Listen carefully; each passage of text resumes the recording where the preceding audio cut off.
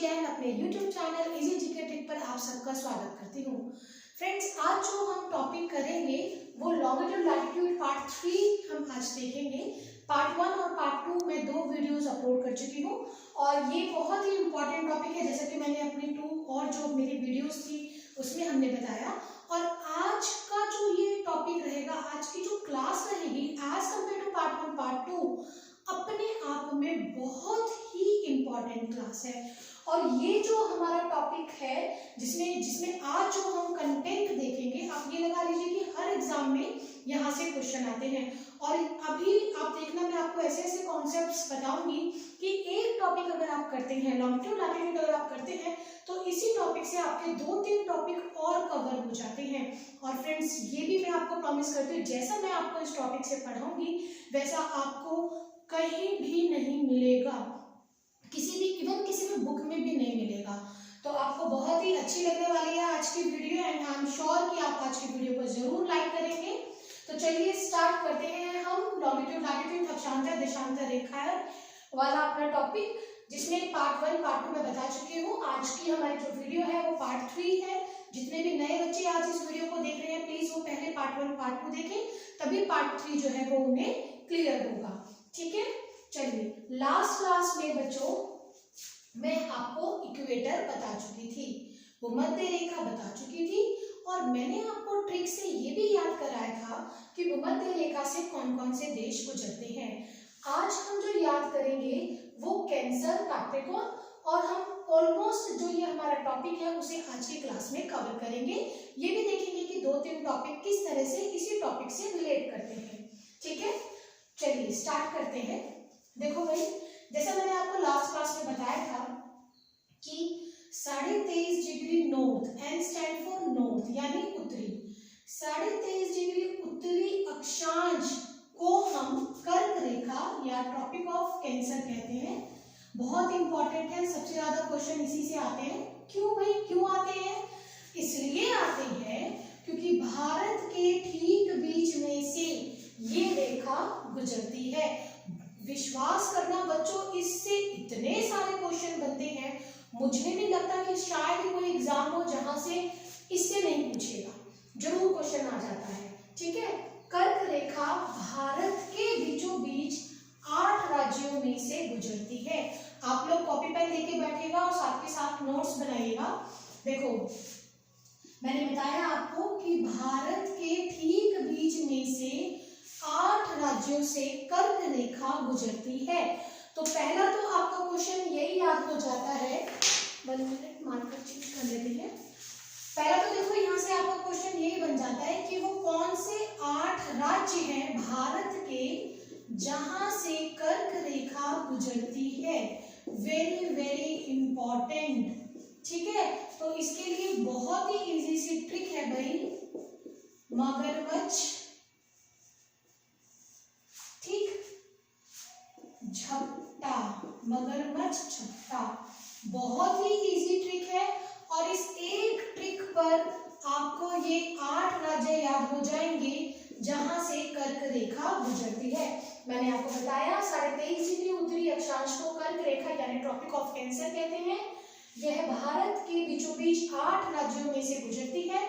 Question आता है भारत के ठीक बीच में से, ध्यान देना, क्वेश्चन पर ध्यान देना, क्वेश्चन के वर्ड्स पर ध्यान देना। ये छोटी छोटी बातें होती है जो बच्चे एग्जाम में गलत कर देते हैं। ठीक है, कर्क रेखा भारत के ठीक बीचों बीच 8 राज्यों में से गुजरती है। क्वेश्चन यहाँ पे 2 तरीके से पूछता है। अभी पीछे यूपी टेट था 2018 का शायद, तो यूपी टेट में पूछा था भारत के समीप से कौन सी रेखा जाती है। सब बच्चे कर्क रेखा निशान लगाए हैं। ध्यान देना बच्चों, अगर आपको बोलेगा भारत के समीप से कौन जाती है तो कर्क रेखा नहीं, भूमध्य रेखा आंसर होगा। मैंने अपनी लास्ट वीडियो में बताया भी है आपको, क्योंकि भूमध्य रेखा 0 डिग्री पर है। भारत की मुख्य भूमि स्टार्ट होती है 8 डिग्री 4 मिनट उत्तरी अक्षांश पर। तो अगर आपको कहेगा भारत के नजदीक से कौन, समीप से कौन जाता है, तो भूमध्य रेखा। भारत के बीच में से कौन जाता है, तब आपका आंसर क्या होगा भाई? आपका आंसर होगा कर्क रेखा। ठीक है, 8 राज्य कौन से हैं? तो मगरमच्छ झपटा, मैंने आपको ट्रिक दी, देखो इसको आपको कैसे याद करना है।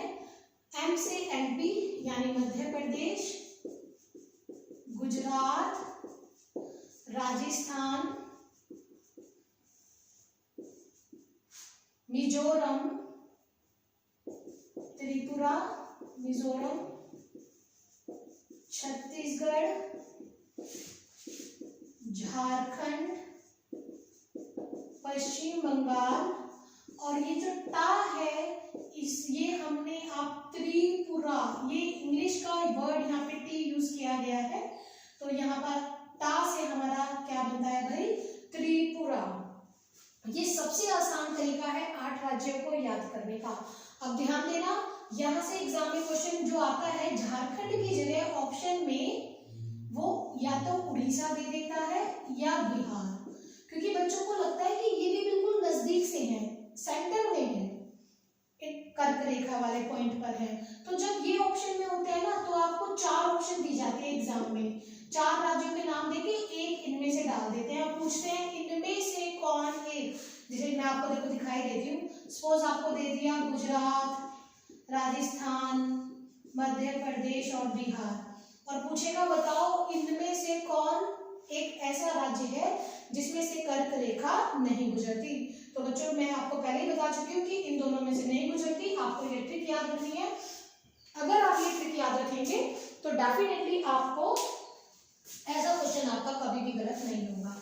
ठीक है, चलिए एक और क्वेश्चन जो आजकल आने लगा है, यहीं से मैंने ये क्वेश्चन यूपी पुलिस में भी देखा, फिर अभी हाल ही में एचटेट का एग्जाम हुआ है, वहां पर भी ये क्वेश्चन आया था।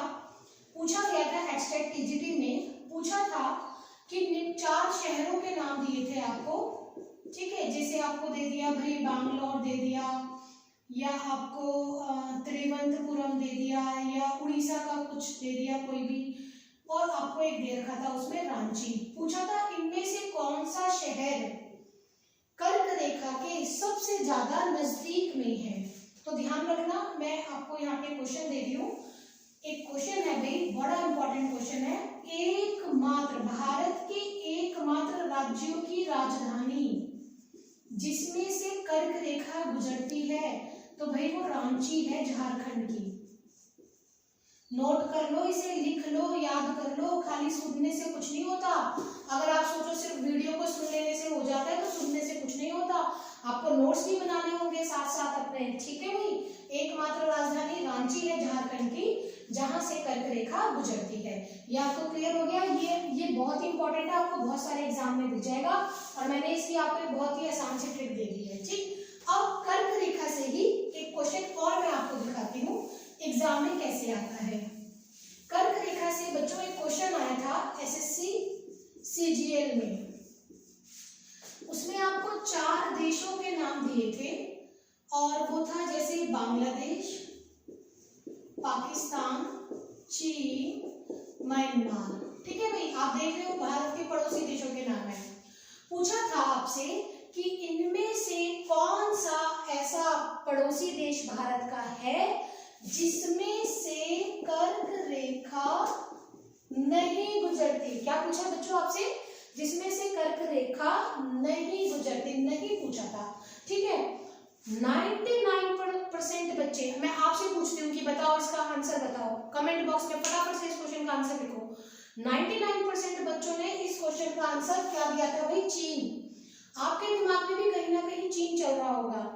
रीजन कि बचपन से हम लोग जो पढ़ते आए हैं, हमारे माइंड में जो इमेज है वो यही है कि चीन जो है वो भारत के ऊपर की तरफ है, तो सबने इसका आंसर लगाया चीन। लेकिन बच्चों इसका आंसर चीन नहीं है। आप देखो कैसे, मैं इसको आपको प्रूव करके दिखाती हूँ। इसके लिए हम यहाँ पे एक छोटा सा अपना इंडिया का मैप बना लेते हैं। मुझे इंडिया का मैप बनाना बहुत पसंद है भाई, मेरी वीडियोस में आप देखेंगे मैं फटाफट से इंडिया का मैप बना देती हूँ, कोई भी कॉन्सेप्ट अगर मुझे क्लियर करना होता है तो। पता है बच्चों मैं ये बनाती भी क्यों, क्योंकि ना अगर आप मैप से समझोगे ना तो आप कभी भी भूलोगे नहीं। ठीक है, अब देखो इधर कर्क रेखा गुजर गई भाई यहाँ से, ठीक, ये आपकी यहाँ से सपोज कर्क रेखा गुजर गई। अब थोड़ा सा मुझे यहाँ से रफ करना पड़ेगा समझाने के लिए, इसे बाद में ड्रॉ कर देंगे। अब देखो भाई यहाँ पे है चीन आपके हिसाब से, यहाँ पे है आपका बांग्लादेश, ये इधर हो गया पाकिस्तान और ये हो गया म्यांमार। ठीक है, अब बच्चों को लगता है चीन तो ऊपर है, ऐसे ही पढ़ा है ना हम लोगों ने, ऐसे ही देखा है, क्योंकि हम इससे ज्यादा मैप कभी हमने देखा ही नहीं होगा। हम 6, 7, 8, 10 तक की भी अपनी बुक्स में देखते हैं तो इतना तक देखते हैं। तो बच्चों देखो इस चीज को समझ लो, चीन जो है वो सिर्फ इतना नहीं है, चीन यहाँ से घूम के आता है यहाँ तक है चीन। चीन से एक इंपॉर्टेंट क्वेश्चन आप मुझसे और ले लो, देखो टॉपिक के साथ ही जुड़ते जुड़ते बहुत सारे क्वेश्चन हम देखते चलेंगे। चीन जो है, देखो चीन जो है ये विश्व का एक ऐसा देश है, चीन एक ऐसा देश है जिसकी सीमाएं सर्वाधिक अन्य देशों की सीमाओं को स्पर्श करती है। ये क्वेश्चन भी देखो बनता है, क्वेश्चन आता है विश्व के ऐसे देश का नाम बताओ जो सर्वाधिक अन्य देशों के साथ सीमा बनाता है। तो चीन जो है ये 14 अदर कंट्रीज के साथ बाउंड्री बनाता है। China shares boundary with maximum other countries, that is how much 14, right. तो इस हिसाब से अब यहाँ से देखो आप चीन इतना बड़ा है, हम ऊपर ऊपर सोचते हैं, लेकिन म्यांमार से आगे क्रॉस करोगे तो चीन ही आएगा। यानी कर्क रेखा कहाँ से गुजरती है भाई, चीन से, म्यांमार से, बांग्लादेश से, भारत से, लेकिन पाकिस्तान यहाँ से शुरू होता है। ध्यान से देखो, मैं आपको मैप से समझा रही हूँ, पाकिस्तान यहाँ से शुरू होता है। तो पाकिस्तान यहाँ से शुरू होता है ना बच्चों, है ना, इधर से, तो पाकिस्तान में से नहीं गुजरती, तो इसका आंसर क्या होगा हमारा पाकिस्तान। पाकिस्तान में से नहीं गुजरती चीन, इसका आंसर जो है वो नहीं होगा। प्लीज इसे नोट कर लो, बड़ा इंपॉर्टेंट क्वेश्चन है। यही छोटी छोटी बातें होती है जो एग्जाम में हमारी गलत हो जाती है। और मैं बार बार बोलती हूँ आपको कि जीके रटने की चीज नहीं है, जीके को आप समझिए, अगर आप समझोगे तो मैथ और रीजनिंग से भी ज्यादा इंटरेस्टिंग आपको ये सब्जेक्ट लगेगा। ठीक है, और आपके लिए स्कोरिंग भी हो जाएगा। ठीक, चलिए आगे चलते हैं। तो ये मैंने आपको कर्क रेखा से रिलेटेड फैक्ट मैं आपको बता रही थी। मैंने आपको बताया कि कर्क रेखा से गुजरने वाले कौन कौन से राज्य है, कहाँ कहाँ से ये गुजरती है, फिर कुछ पड़ोसी देश मैंने आपको बताए। अब इसी में एक क्वेश्चन और देख लीजिए, विश्व की एकमात्र नदी जो कर्क रेखा को 2 बार काटती है, ये भी एक एग्जाम में क्वेश्चन आया था, कर्क रेखा को 2 बार काटने वाली नदी, तो भाई ये नदी है हमारी माही, माही नदी गुजरात, भारत, माही नदी गुजरात, ये विश्व की एकमात्र नदी है जो कर्क रेखा को 2 बार काटती है। इसे भी आप नोट कर लीजिए।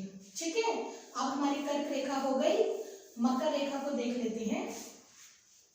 देखो बच्चों, मकर रेखा जो है वो ऑस्ट्रेलिया के बीच में से गुजरती है, मकर रेखा ऑस्ट्रेलिया के बीच में से गुजरती है। मैं आपको बता चुकी हूँ लास्ट क्लास में कि ब्राजील विश्व का एकमात्र ऐसा देश है जिसमें से भूमध्य रेखा और मकर रेखा, इक्वेटर और कैप्रिकॉर्न, मकर रेखा यानी कैप्रिकॉर्न, दोनों गुजरती है। ठीक है, और वो वाला कॉन्सेप्ट भी मैंने लास्ट क्लास में आपको बताया है, 21 जून, 22 दिसंबर, 23 सितंबर और 21 मार्च, उत्तरी गोलार्ध का सबसे बड़ा दिन, दक्षिणी गोलार्ध का सबसे बड़ा दिन, ये वाले कॉन्सेप्ट मैं आपको लास्ट क्लास में करा चुकी हूँ। अब हम देखते हैं जो और एक यहाँ से इंपॉर्टेंट आता है, देखो ये 66.5 नॉर्थ, 66.5 साउथ। जो नॉर्थ है बच्चों इसका नाम होता है आर्कटिक, 66.5 साउथ का नाम होता है अंटार्कटिका। ठीक है, आर्कटिक और अंटार्कटिक, इसके लिए हमें ये रफ करना पड़ेगा। अब आप देखो मैं आपको इसे क्या समझाती हूँ। आर्कटिक और अंटार्कटिका जो है ना बच्चों, इससे कोई ऐसा विशेष क्वेश्चन नहीं आता, इसके कोई ऐसे विशेष फीचर्स भी नहीं है, लेकिन फिर भी ये अगर मैप में है तो कुछ ना कुछ कहीं ना कहीं इसकी इम्पोर्टेंस होगी। और ये जो मैं आपको बताने वाली हूँ ये सीटेट या किसी भी स्टेट का टैट हो उसमें ये बड़ा आता है ये वाला क्वेश्चन। ठीक है, देखो कैसे, इसको आप समझिए ताप कटिबंध से, और इसी से मैं आपको बहुत कुछ और समझाने वाली हूँ। देखो भाई, डायग्राम वैसे थोड़ा बड़ा कर लेना चाहिए, लेकिन चलिए इसी से समझाते हैं आपको। देखो मैंने आपको लास्ट क्लास में बताया था कि सूरज भूमध्य रेखा के पास पूरा साल रहता है, भूमध्य रेखा के पास ज्यादा गर्मी देता है, ज्यादा बारिश देता है। मैंने ये भी आपको लास्ट क्लास में बताया था कि यहाँ कर्क रेखा पर पहुंचने के बाद और ऊपर नहीं जाता, नीचे आने लगता है। मकर रेखा पे पहुंचने के बाद वो और नीचे नहीं जाता, ऊपर, यानी वो इनके बीच में रहता है। सूरज यानी सूरज की जो गर्मी है वो सबसे ज्यादा पृथ्वी के इस भाग पर पड़ती है। कौन से भाग पर गई? 23.5 नॉर्थ से 23.5 साउथ के बीच। ठीक है, दोबारा बोल रही हूँ, सूरज की गर्मी सबसे ज्यादा 23.5 नॉर्थ यानी कर्क रेखा से मकर रेखा के बीच में पड़ती है, इसलिए हमारी पृथ्वी का ये वाला भाग सबसे ज्यादा गर्म है। इसे हम कहते हैं उष्ण कटिबंध। उष्ण कटिबंध यानी कि ट्रॉपिकल जोन। ये होता है हमारा शीतोष्ण कटिबंध और ये होता है शीत।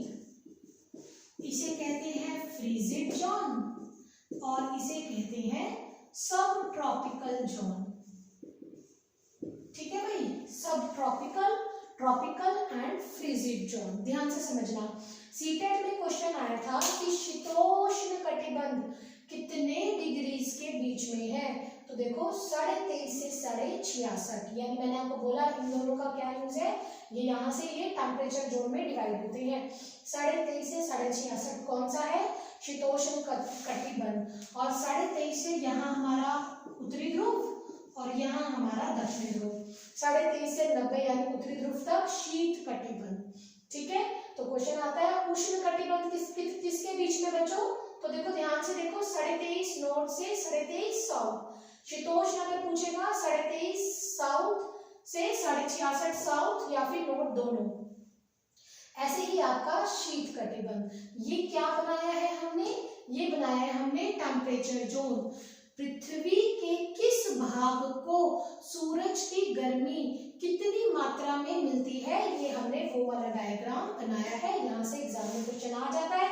मैंने आपको बताया कि शीतोष्ण से पूछा जाता है कि ये कितने डिग्रीज के बीच में है। ठीक है, अब इसी बात को अगर आप समझोगे ना बच्चों, इसी बात को अगर समझोगे तो आपको याद हो जाएंगे भारत के वन वनस्पति। भारत, देखो एक सीधी सी बात है भाई, मैं तो आपको इस तरह से समझाऊंगी सीधी सी लैंग्वेज में।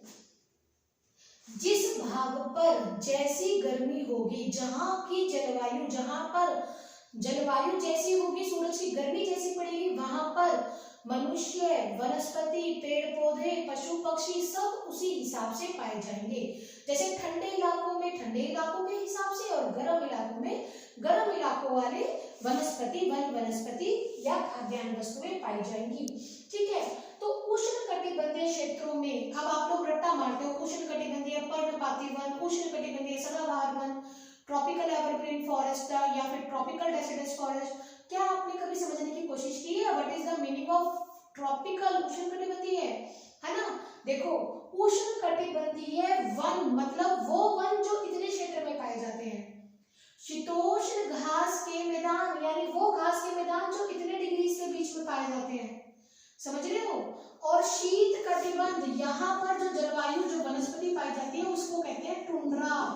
5th क्लास में आपने पढ़ा होगा टुंड्रा वनस्पति। झाड़ियां होती हैं फूलदार, केवल ग्रीष्म ऋतु में फूलदार झाड़ियां यहाँ पर आती हैं। ठीक है बच्चों, तो अब कभी भी अगर आप वन पढ़ेंगे तो आपको अपने माइंड में इस बात को रखना है कि उष्ण कटिबंधीय वन अगर कह रहा है तो इस वाले क्षेत्र के, शीतोष्ण वन कह रहा है तो इस वाले क्षेत्र के। यहाँ तक क्लियर हो गया? अब आप देखो थोड़ा सा और मैं आपको इसी चीज को अच्छे से समझाती हूँ। देखो मैंने आपको बताया था कि 0 डिग्री से 10 डिग्री ऊपर और 10 डिग्री नीचे, यहाँ पर ये होता है डोलड्रम, जहाँ पे बहुत ज्यादा बारिश होती है। कितनी बारिश होती है यहाँ पे? तो मैंने आपको बताया था कि यहाँ पे 200 सेंटीमीटर से अधिक बारिश होती है। और जो ये वाला क्षेत्र बच गया, यहाँ पे 100 से 200 के बीच, यानी उष्ण कटिबंधीय को ही हमने 2 पार्ट्स में डिवाइड किया। बीच में हमने ले लिया 200 से अधिक, भूमध्य रेखा के आसपास बारिश होती है 200 से अधिक, और भूमध्य रेखा के आसपास यानी भूमध्य रेखा से थोड़ा सा दूर अगर देखें तो 100 से 200 सेंटीमीटर के बीच बारिश होती है। तो देखो एक क्वेश्चन आता है, विश्व का फेफड़ा किन वनों को कहते हैं? लास्ट क्लास में मैंने बताया था, या 200 सेंटीमीटर से ज्यादा बारिश कहाँ होती है, या फिर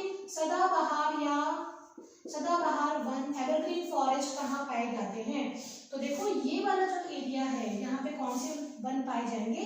इन वनों को कहेंगे उष्णकटिबंधीय सदाबहार वन, या फिर इनको कहेंगे भूमध्य रेखीय सदाबहार वन।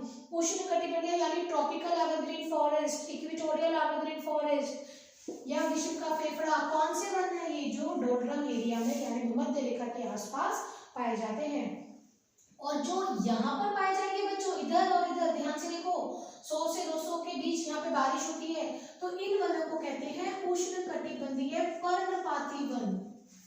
इंग्लिश में बोलते हैं पर्णपाती को डेसिडस फॉरेस्ट, डेसिडस फॉरेस्ट, उष्णकटिबंधीय पर्णपाती वन, राइट, पर्णपाती वन, डेसिडस फॉरेस्ट।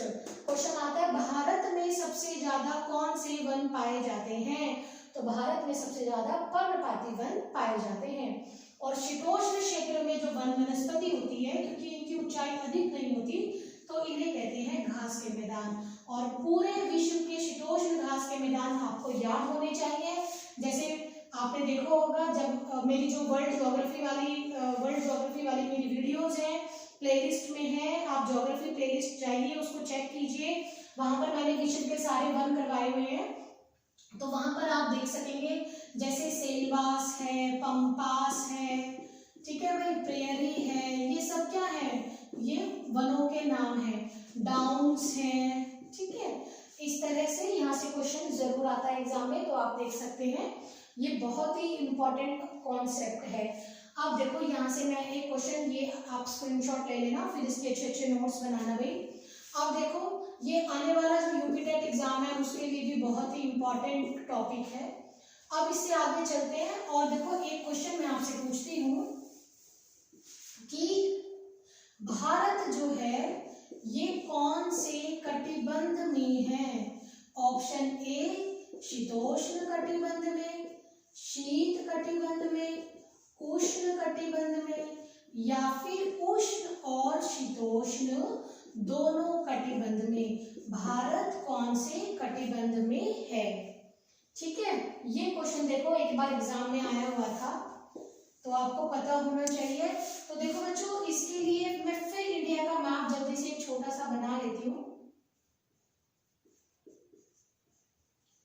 आप भी प्रैक्टिस कीजिए, अगर आप किसी भी टैट एग्जाम की तैयारी कर रहे हैं और एसएस के टीचर बनना चाहते हैं, तो आपको भाई मैप बनाना आना चाहिए। ओके, मेरे जितने भी स्टूडेंट हैं जो मेरी ऑफलाइन क्लासेस लगाते हैं, तो मैं उनको जरूर सिखाती हूँ इंडिया का मैप और वर्ल्ड का मैप, तो मैं उनके टिप्स पे करा देती हूँ, और इवन उनको ड्रॉ करना भी सिखाती हूँ। मेरे जितने भी स्टूडेंट हैं वो ड्रॉ भी कर सकते हैं।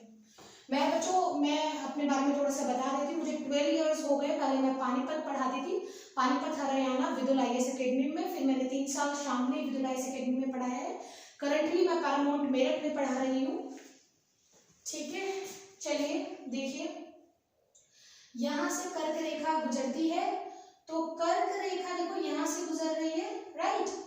अब कर्क रेखा यहाँ से भारत के बीच में से जा रही है, यानी 23.5 डिग्री नॉर्थ।